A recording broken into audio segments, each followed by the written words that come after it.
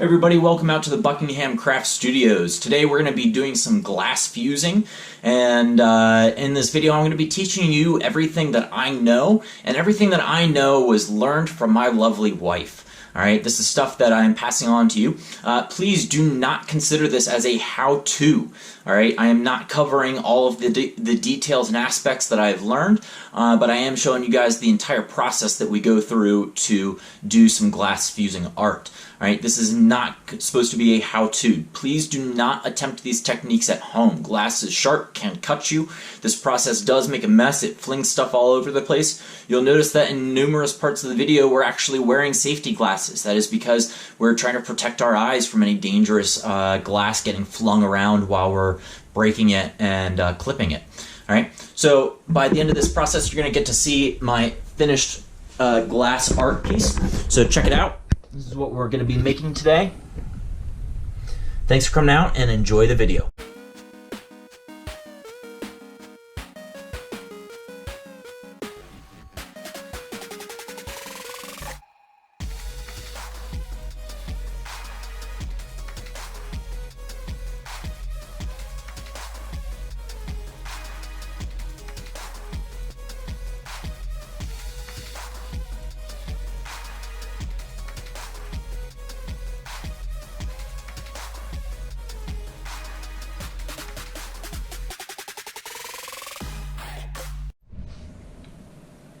Alright guys, so in this next step what we're going to be doing is actually putting together our fused glass piece, getting it ready to be fired in the kiln.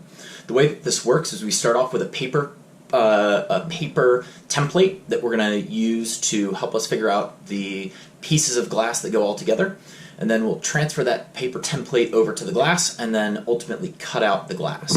So if we go ahead and take a look at our paper templates, we've got two of them going on here. We've got this one here. This is a butterfly that my wife is working on, and these are the mountains and the sun that I'm working on.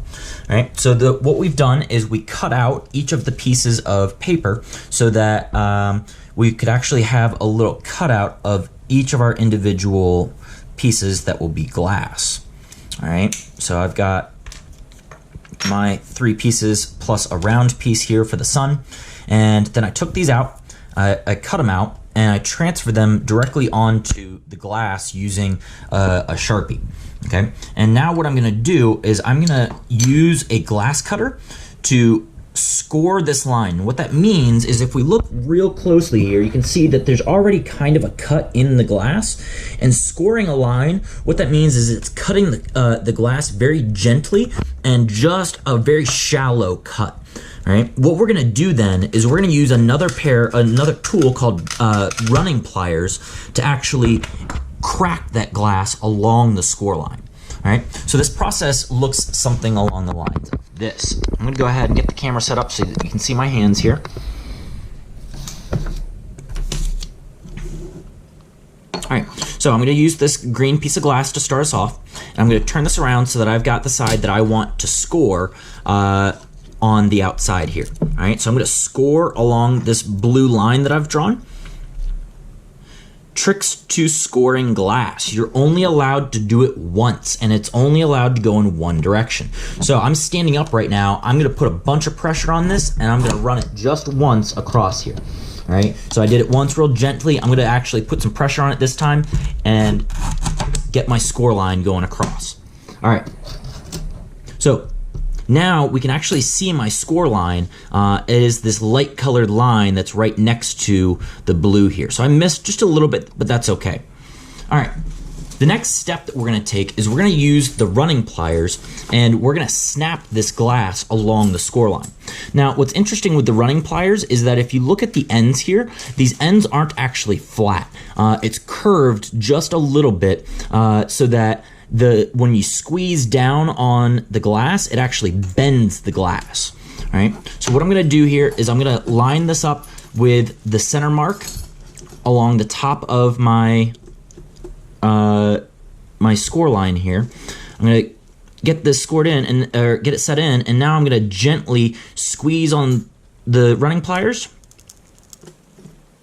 and it should crack this off. It started to crack. I'm going to do it from the other side too. It's not quite going smoothly. There it goes. All right, and so what we see is we snapped off this tiny little piece, all right? And it broke mostly along the score line. Now, the other tool that I can use here, I could use what's called breaking pliers to actually break this tiny little piece off.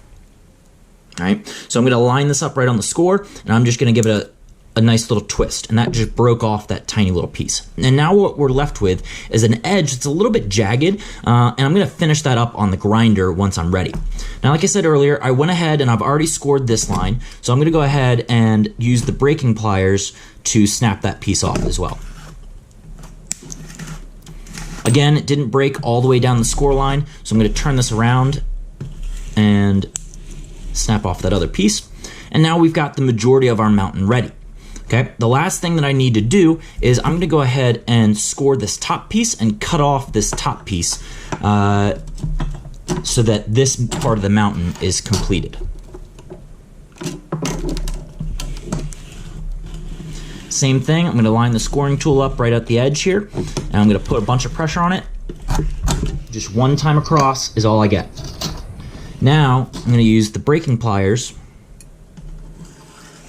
line this right up at my score, and give it a twist, and it breaks right off. All right, so my first mountain is complete. Now it's time to start working on the second mountain.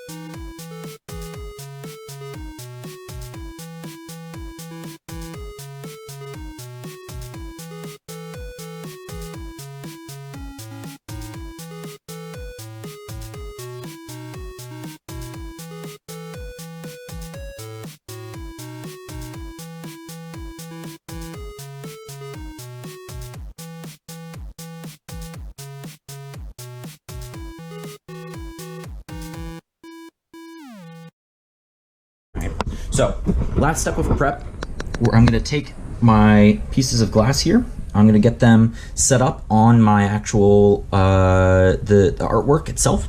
And for the artwork, we've got a couple of different things going on here that I wanna explain to you guys. First off, I've got this thing on the bottom. This is called a kiln shelf. And a kiln shelf goes inside the kiln. It's made out of a ceramic material, and it's meant not to get damaged at all by the kiln. It gets real hot, and then cools back down with your piece of material. All right. Then we've got this piece of paper, and this is not normal paper, but in fact, it's what's called kiln paper. And kiln paper burns away underneath the glass here, and it makes sure that this piece of glass, our backing plate, doesn't actually stick to the kiln shelf. All right, so it creates a protective layer in between our glass and the kiln shelf to make sure that the glass doesn't stick to the kiln shelf. All right, so the next thing that I'm gonna do is I'm gonna start laying out my pieces of glass and see how they look before we go to the grinder. All right, so my first piece of glass is this big one, and it actually turns like this. Then comes my little one. It's gonna slide in like that. And then lastly, my medium-sized one. It's gonna slide in someplace right around there. All right, as you can see, they don't fit quite perfectly together, and I'm gonna make that fit a little bit better on the grinder in a few minutes. The last thing that I'm gonna add is my sun. All right, my sun coming up, I still need to round that out, and I still need to clean off the Sharpie that's on here. An interesting thing is that this little bit of blue Sharpie that's still on here will actually burn into the glass, and it will colorize the glass. So we need to clean that all off before we get to the burning process. All right, so now that this is set up and I've got my rough fit, I'm ready to start grinding.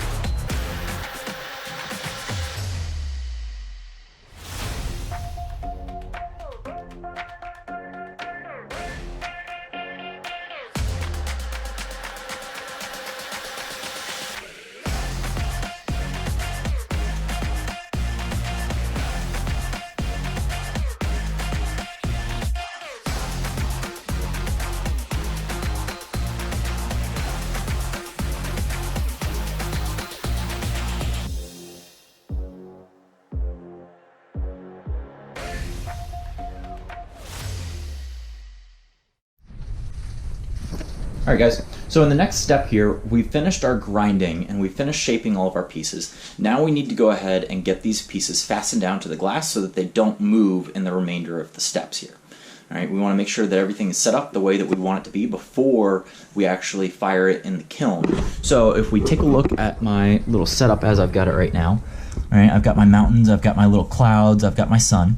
Right now, all of these pieces of glass are loose on here and can move around. So what I'm going to do is I'm going to take some hairspray, I'm going to spray hairspray on this glass, and then I'm going to stick down the pieces on top of that because the pieces of glass will stick to the hairspray and not shift around once they're done.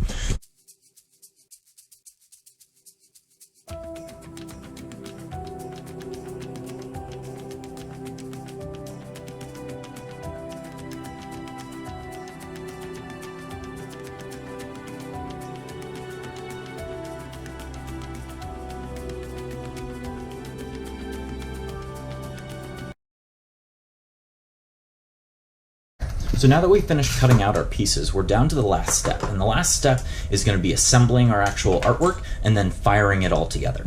Alright everybody, so we're going to go ahead and get ready to fire our piece. And I want to spend a few minutes talking about what exactly is going on in this process. So the first thing to understand is that glass is what's called an amorphous solid. And what that means is that it's got a structure, but it's not a repeating structure. Oftentimes you'll hear about things being called a crystal or a crystalline structure. And what that is something that looks like this. And with a crystalline structure, what we've got is a repeating set of atoms where all the atoms, the way that they link together is a repeating order all the way out. All right? And the bigger that pattern is, the bigger our crystal is. The thing about this is that glass is not a crystal. Instead, glass is what we call an amorphous solid. So it looks a little bit different, and if we take a look at an amorphous solid, what we've got is something that looks similar to a crystalline pattern, but everything is joined with different amounts of atoms in between them. So we've got different loops here, different size loops, and what that does is it creates a different type of structure. So what we're going to be doing is we're going to be taking this glass, and we're going to be heating it up a whole bunch. As we heat it up, what's going to end up happening is that some of these bonds that link our atoms together are going to break. And as these bonds start to break, we'll get smaller and smaller chunks, molecules, that are the glass itself. Now the glass is still held together by some of the different atomic forces, but it's not bound together in the same way that it was before. What's going to happen is our glass is going to start to melt and flow like a liquid. This is a really cool process because ultimately what we're going to have is multiple layers of glass that are stuck up on top of each other that are going to melt into each other. All right? This process, this is the firing process, and this is exactly what's going to happen. So right now, if we take a look at our artwork, the artwork has really sharp corners, and if we look from the side, we can see very clear defined edges, and everything is pretty flat. When we're done with this process, it's going to look a little bit different, right? So one last look at the artwork before we fire it in the kiln. And now we'll go ahead and get ready to fire this in the kiln. Alright, so at this point we've got the piece loaded up onto the kiln. We've got the kiln shelf in the bottom here. This is the kiln top, and this is where the actual heating element is. We're also going to be seeing the pyrometer here. This tells us how hot the kiln is inside, and eventually here I'm going to be taking a peek underneath the lid just to take a look at the details of the glass. Alright, so one of the things to understand is that there are actually different types of glass, and these different types of glass ultimately impact what we're allowed to use together and what we can't use together. So I've got a whole bunch of different types of glass here, and this glass, this is all stained glass, which is great, except it doesn't work well for fusing glass. And the reason is that it's got a different number to it that tells us about its thermal expansion. As we know, everything as it gets hot, it expands, and as it gets cold, it contracts. And nothing is different with glass in this process. So, we talked earlier about how our amorphous solid is going to be breaking bonds. The other thing that's going to be happening is that these molecules are going to spread further and further apart. Now, that amount, how much they spread out, is called the COE value. And the COE value tells us how much the glass will expand and contract under its heating and cooling properties. Right? So it's really important that we use glasses that expand and contract the same amount, otherwise what we're going to end up with is cracked glass. Right? When we have two surfaces that are heating up and cooling down at different temperatures, they try to move relative to each other. One tries to expand and the other one tries to sit still, and they end up cracking. They cause a lot of stress between the two layers, and they break right in between them. That's what we're trying to avoid at all costs today. So for the firing process, we're making sure that we've got glass that has the same COE value. We've got glass that is sized appropriately, so it's all pretty thin glass. We don't have any big, huge, thick chunks on there. And we've got the glass all set up inside the kiln so that it's not going to overflow or expand beyond the limits of our kiln shelf at all. Alright, so in the next step, I'm going to go ahead and fire the kiln. You're going to get to see the pyrometer rise up and fall back down. Unfortunately, there's nothing to really be able to see as we're doing the firing. I can't get the camera in there to show you what the glass will look like, but what we are going to be looking for is to see those sharp corners go to more rounded corners. As that happens, that's when we know that our glass is fully fused together. If we wanted to, we could fuse it all the way together so that those layers mix, but I want to actually do what's called a soft tack, or just a tack weld. And this tack weld, what it's going to do is it's going to take our two pieces of glass and just stick them together without changing the shape too much. We have a range of possibilities when we do our firing. We can do a real light tack where we just get them to fuse together and stick together.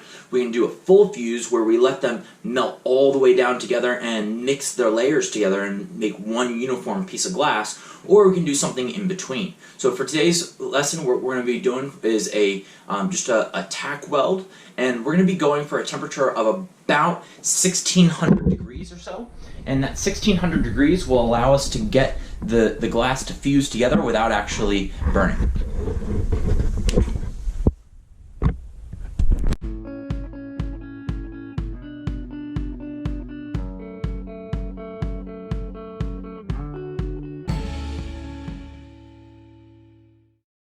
Alright, so now that we have our piece fired, we're ready for the final steps. And the final step is really just let it cool. And this is a really important part with glass in particular, because glass is very brittle.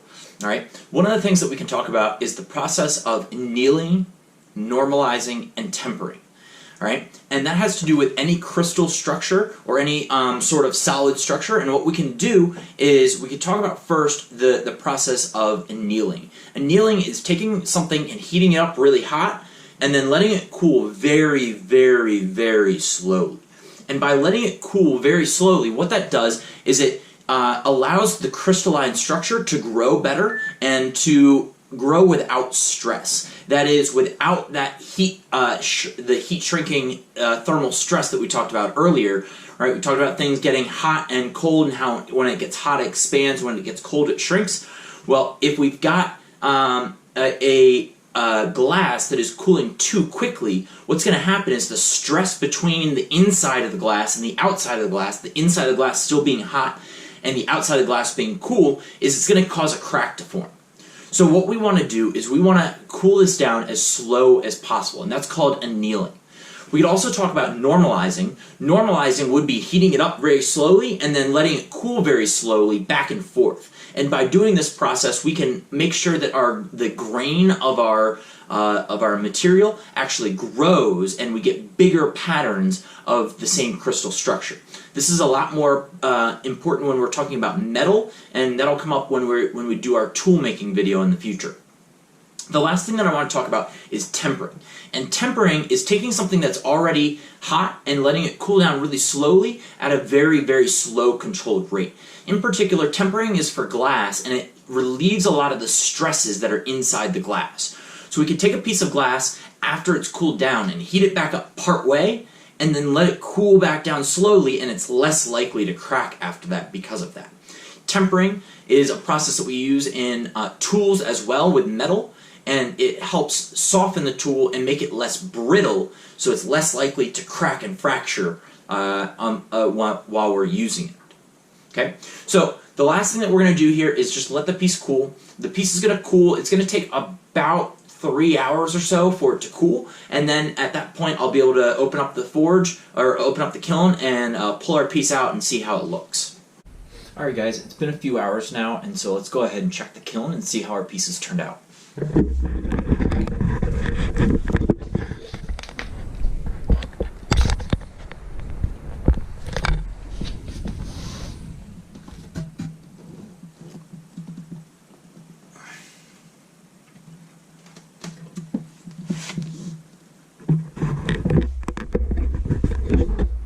So unfortunately, our piece cracked.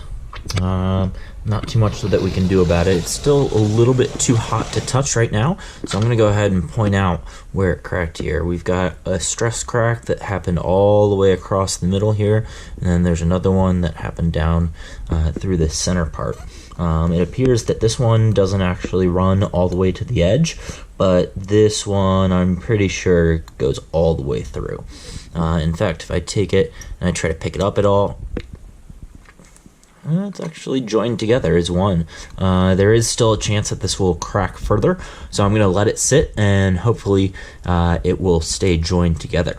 But at the end of the day, we've got our finished piece here.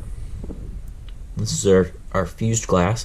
There's unfortunately nothing that I can really do to fix this crack. I could potentially fire it again and hope that the two sides join themselves together, but it would do a further fusing of our glass and morph everything else out and round the corners a whole lot more, and I don't want to do that. So I'm going to go ahead and keep it as is. Thank you for viewing. Go ahead and hit subscribe and check out some of my other videos if you get a chance, and thanks again for coming out.